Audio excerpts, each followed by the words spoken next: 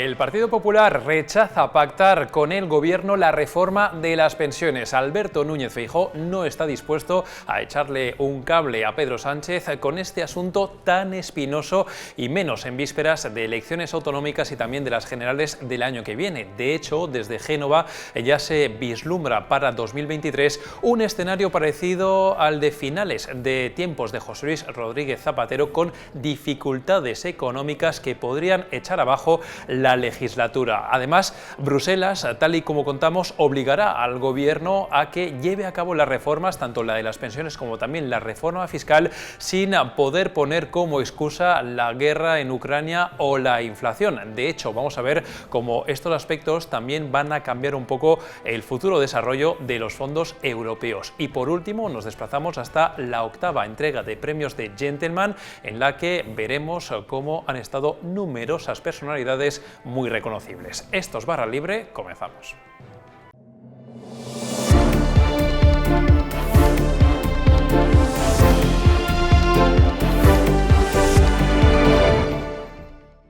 Y comenzamos ya esta edición de Barra Libre y lo hacemos hablando de uno de los asuntos más espinosos que tiene el Gobierno encima de la mesa de aquí a que acabe la legislatura, que es la economía y en concreto la reforma de las pensiones. Queremos hablar con nuestro compañero Jesús Ortega, que cubre la información del Partido Popular. Jesús, te saludamos, hablamos contigo y te preguntamos por qué es lo que puede hacer el Partido Popular con respecto a esta reforma tan compleja, porque por lo pronto estás contando que Feijóo no tiene la más mínima intención de echarle un salvavidas a Pedro Sánchez.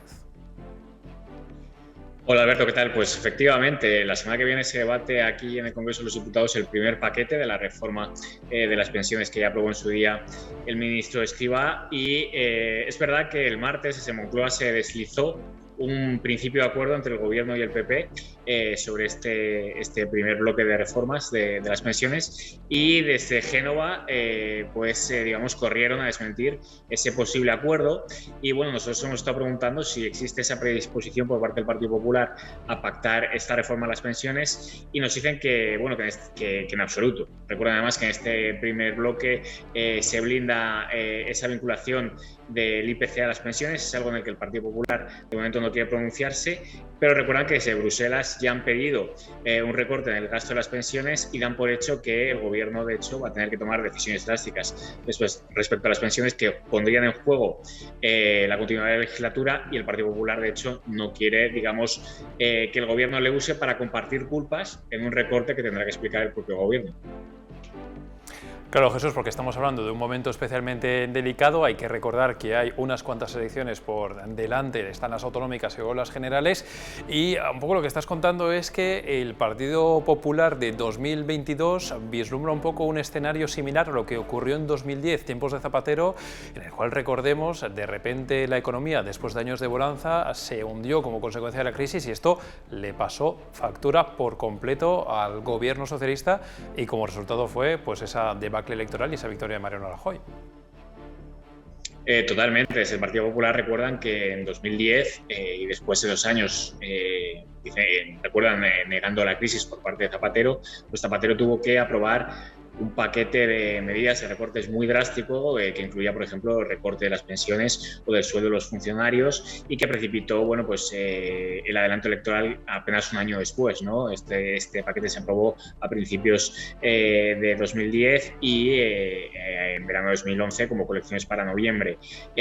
Ahora ven bastantes similitudes, porque desde hace tiempo Bruselas está exigiendo esa contención del gasto en el sistema de pensiones. Hay que recordar que ya Escrivá, de hecho, llegó a hacer un borrador en el que se estudiaba ampliar el cómputo de años trabajados para acceder a las pensiones de 25 a 35. Es una exigencia que Bruselas se ha puesto encima de la mesa varias veces, y desde el Gobierno, desde el Partido Popular, consideran que el Gobierno no tiene ya más salidas, se le acaba el tiempo. Recuerdan que Escrivá tiene que presentar este segundo bloque de la reforma de las pensiones antes de que acabe el año, y por tanto pues ven que pues en los próximos meses conoceremos esas medidas drásticas que va a tener que aprobar el Gobierno para contener ese gasto de las pensiones que exige Bruselas a cambio de recibir los fondos europeos. O sea, no es algo que Bruselas recomiende, sino que es algo que va a exigir y que además que el Gobierno tiene que presentar antes de que acabe el año. Y por tanto, en esa ecuación el Partido Popular quiere quedar absolutamente fuera para que sea el Gobierno el único que quede vinculado a esos recortes que desde el PP dan por hecho. Jesús, te hago una pregunta un poquito más general sobre las relaciones entre el Partido Popular y el Partido Socialista. Con esto que nos estás contando, no sé dónde situamos a Alberto Núñez Feijóo en esa relación con Pedro Sánchez con respecto a la que tenía Pablo Casado anteriormente cuando estaba a los mandos del Partido Popular. Porque claro, se hablaba de una especie de acercamiento con este nuevo liderazgo, pero no sé si realmente se va a materializar o cómo pueden ser las relaciones, cómo crees que pueden ser en los próximos meses. Pues fíjate que justo a Alberto Núñez Feijóo el miércoles, el día que tomó posesión del acta de senador, se le preguntó por esto, ¿no? ¿Qué acuerdos ha alcanzado con el Partido Socialista en esta nueva etapa en la que teóricamente iba a haber ese acercamiento, ¿no?, entre los sus principales partidos? Alberto Núñez Feijóo ha recordado que, bueno, pues que habló con Sánchez de esas medidas de transparencia de Casa Real, lo que aprobó el Consejo de Ministros hace 2 o 3 semanas, de la rendición de cuentas por Casa Real, pero admite que más allá de eso pocos acuerdos han llegado. Han aplazado las conversaciones sobre la renovación del CGPJ hasta después de las elecciones andaluzas, y preguntado por las pensiones muy de pasada, se le ha preguntado, por ejemplo, sobre la revalorización de las pensiones vinculadas al IPC, y Alberto Núñez Feijóo ha dicho que él no va a hablar de ese asunto, de nada de las pensiones. Lo que sí que pide es que el Gobierno trate de reducir la inflación. Entonces, bueno, la verdad es que la voluntad de pactos pues puede haber, a ver si hay acuerdo o no, la renovación del CGPJ. Hubo acuerdo efectivamente PP-PSOE para aprobar esas medidas de mayor transparencia para la Casa Real, pero más allá de eso, de momento, pocos acuerdos. Bueno, pues estaremos atentos a ver cómo evoluciona esa tan compleja relación que siempre tienen los dos grandes partidos. Jesús Ortega, lo seguiremos comentando. Muchísimas gracias, como siempre, por la información. Gracias a vosotros. Y no dejamos todavía el asunto de las pensiones, porque es sin duda una de las reformas que va a ser un quebradero de cabeza para el Gobierno a lo largo de los próximos meses, pero no es la única. Beatriz Triguero, ¿qué tal? ¿Cómo estás? Hola, Alberto. Bien. A ver, hay varias reformas que están en marcha por parte del Gobierno. La de las pensiones es una, pero no es la única, y lo que está claro es que, a pesar de que ha cambiado un poquito el contexto a nivel internacional, la guerra en Ucrania, etcétera, para la Comisión Europea, o eso estamos contando hoy en Voz Populi, es innegociable tener que ponerse las pilas con las reformas y hacerlo pronto. Exacto, sí, así es. La Comisión Europea no va a permitir que se modifiquen ni que se retrasen las reformas planteadas y comprometidas en el Plan de Recuperación, Transformación y Resiliencia, que, como sabemos, es el que está asociado a los fondos europeos. Sí va a ser de alguna manera más flexible con las inversiones que hay en ese plan, porque bueno, la Comisión Europea pues entiende que de alguna forma la elevada inflación y los problemas de cuellos de botella y falta de suministros pueden provocar problemas en esa implementación de las inversiones por parte de las empresas, pero no será flexible con las reformas comprometidas, y esto afecta, como decías, pues a la reforma fiscal y a la reforma de las pensiones. La reforma fiscal, como recordemos, pues Sánchez se ha comprometido con Bruselas a aprobarla y que esté en vigor en el primer trimestre de 2023, y ahí se prevé una subida importante o notable de los impuestos medioambientales, ¿no?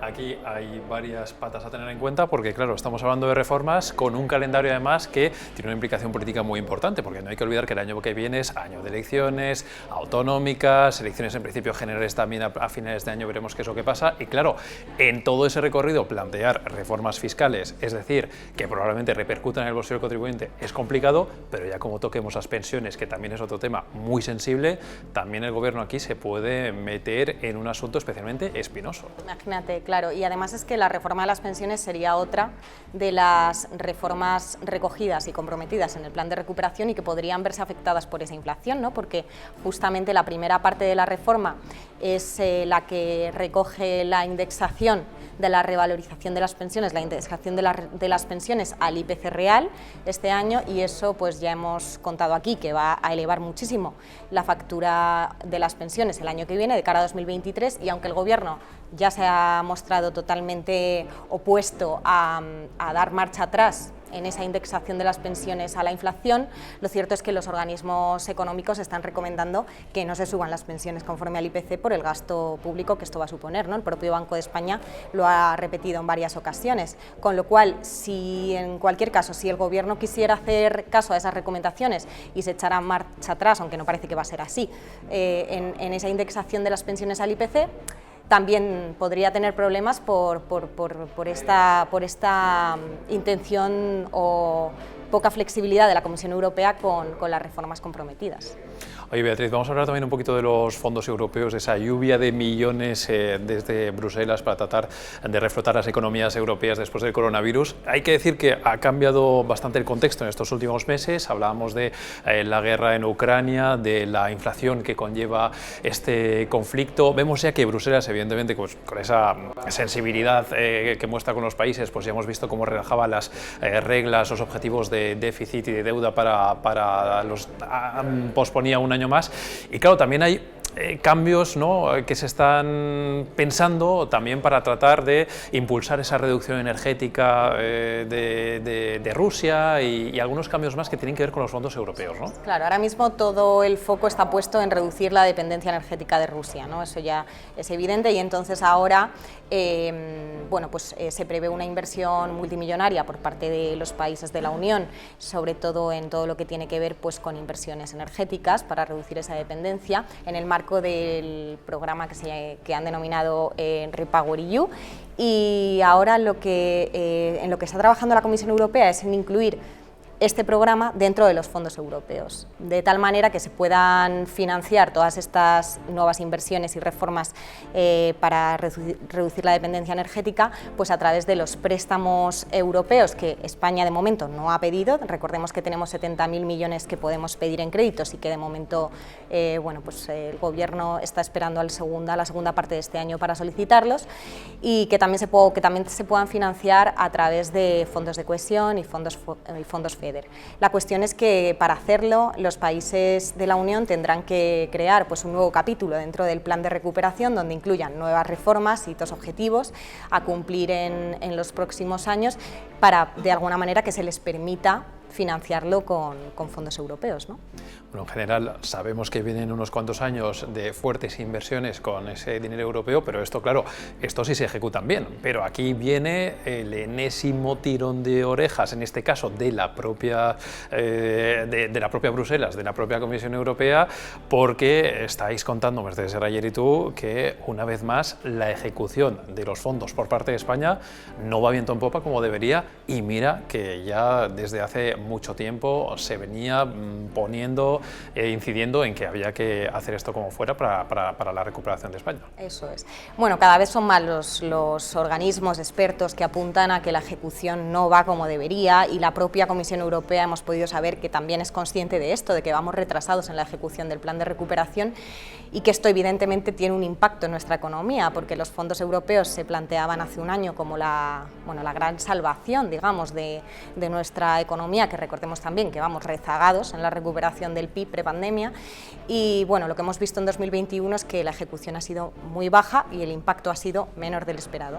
De todos modos, en Bruselas pues no pierden la esperanza de alguna manera en este plan, y bueno, esperan que en España se coja impulso este año a partir del segundo semestre del año, como ha prometido el Gobierno, que más allá de las reformas que ya se han aprobado, las inversiones empiecen a ejecutarse, que el dinero empiece a llegar a la economía como estaba previsto, a través de esas inversiones y a través de las empresas, y bueno, pues que al final estos fondos europeos tengan un impacto económico de alrededor de 2 puntos porcentuales entre estos dos próximos años, bueno, este mismo en 2022 y 2023, a ver si puede ser, ¿no? Porque de momento el impacto en 2021 pues fue prácticamente nulo, como advirtió la IREF hace poco. Bueno, pues ya lo ven, el Gobierno que tiene tarea, muchos deberes encima de la mesa de aquí al año que viene, a ese año de elecciones, y sin duda, como de bien o de mal los vaya haciendo, pues irá marcando también ese camino y esa política y ese debate que sin duda será apasionante en los próximos meses. Beatriz, lo iremos analizando como siempre. Muchísimas gracias por la información. Por supuesto, gracias a ti. Bueno, y por acabar con una nota de color esta edición de Barra Libre, vamos a mostrar las mejores imágenes de la 8ª gala de los premios Gentleman, que ha tenido lugar estar en Madrid y que ya lo ven, estaba llena pues, de rostros famosos y reconocibles de nuestra sociedad. Con esto acabamos esta edición de Barra Libre, volveremos mañana como siempre con más contenidos.